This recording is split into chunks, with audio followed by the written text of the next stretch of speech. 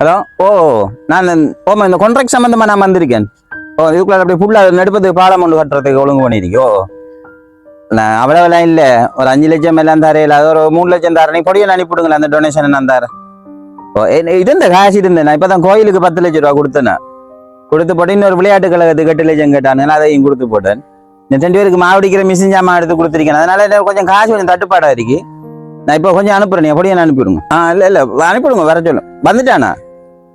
சரி, இந்த ஒருத்தன் பாரா வந்தான் போல இருக்கு. டொனேஷன் தான் சொன்னீங்க. அது நீ தானே தம்பி? வேற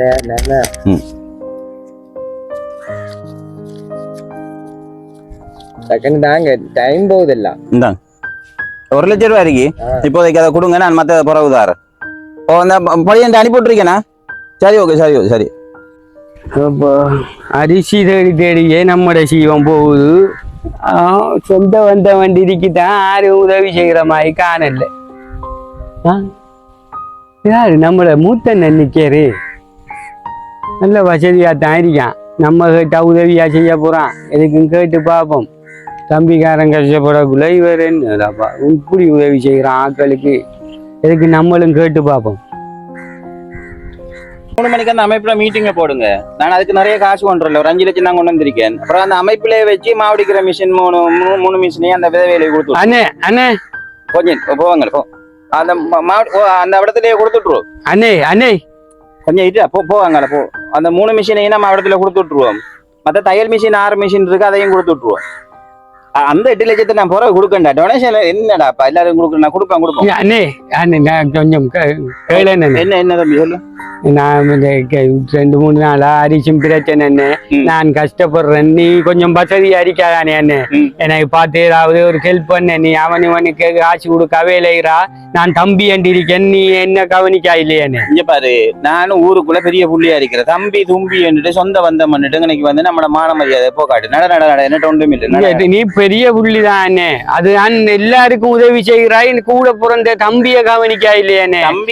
இந்த ஊருக்கு கவனிச்சு பேரும் போலும் எனக்கு வரையா போகுது. உனக்கு தந்தாமல தந்தா எனக்கு என்ன கிடைக்கியா போகுது. இதெண்டா எனக்கு பன்னாட ஓத்துவானு பொன்னாட ஓத்துவானு மெடல் தருவானு. நீங்க எல்லாம் அது செய்வீங்களா? தர மாட்டீங்க. நீ போ. நான் உனக்கிட்ட கரைச்சா சொல்லிட்டு போறேன். உனக்கு நீ பெரும் புள்ளியா இருக்கலாம், மற்ற ஊருக்கு சேவை செய்யலாம். நீ பெருமைக்கு சேவை செய்கிறா. அவனுக்கு அந்த அமைப்புக்கு இவனுக்கு எல்லாம் கொடுக்கா. கூட பிறந்த சகோதரன் நான் கஷ்டப்படுறேன், அதுக்கு உனக்கு உதவி செஞ்சுக்கலானே. அப்படிப்பட்ட நீ எல்லாம் ஒரு அண்ணன் நண்டு இருக்கா. அண்ணன் நன்றதுக்கு உன்ன நான் தான் அண்ணன் நண்டு சொல்லலாம். முதல் கூட பிறந்த சகோதரங்கள் சொந்த பந்தங்களுக்கு வசதியா இருந்தா கொடுத்து உதவி செய்யணும். என்ன நீ வந்து ஊருக்கு அங்க இங்க பண்ணாடைக்கும் பொன்னாடைக்கும் இது பண்றான். நீ எல்லாம் உன்னிட்டையும் வந்து கேட்டனே நான். உங்களை மாதிரி ஆக்களுக்கு உதவி செஞ்சு நம்மளுக்கு என்ன கிடைக்க போகுது? ஃபேஸ்புக்கில் வர போகிறோமா, டிவியில் வர போகிறோமா, இதில் வர போகிறோமா? இதாண்டி வேணா பன்னாடை போத்துவானுங்கள், அது செய்வானுங்க, மெடல் தருவானுங்கள், கப்பு தருவானுங்கள். நாங்கள் ஊருக்குள்ள கூட பெரிய புள்ளி என்று தெரியுமா? பிச்சைக்காரனுங்க என்ன மாதிரியா பெரிய பீட்டலுக்கு இதுக்கு இது செய்கிறார் அவரு. அண்ணன் ரெண்டு பெரிய புள்ளியாரிக்கான், தம்பியை கவனிக்கான இல்ல சொந்த பந்தங்களை. நாங்க சோத்துக்கு எவ்வளவு கஷ்டப்படுறோம். அதுக்குள்ள அவருக்கு அமைப்புகளும் ஆக்களுக்கும் உதவி செஞ்சுட்டு இருக்கார். பெருமைக்கு மாவடிக்கிறவன் இவனுகளை அண்ணன்றதுக்கு வாய் கூசுது எனக்கு. செக் வெறி வாக்கெல்லாம் கெட்டவன்.